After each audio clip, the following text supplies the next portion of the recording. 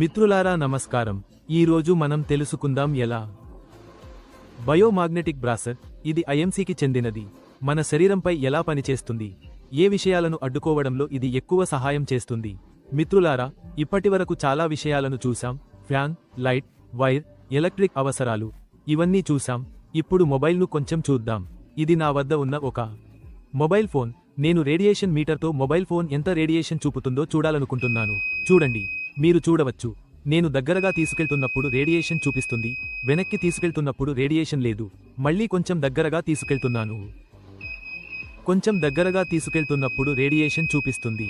ఇది మన ఐఎంసీ యొక్క బయో మాగ్నెటిక్ బ్రాస్లెట్. ఈ గ్లాస్లో నేను దీని దగ్గర తీసుకెళ్తున్నప్పుడు మీరు చూడండి, రేడియేషన్ పూర్తిగా జీరో అవుతుంది, రేడియేషన్ పూర్తిగా ఆగిపోతుంది.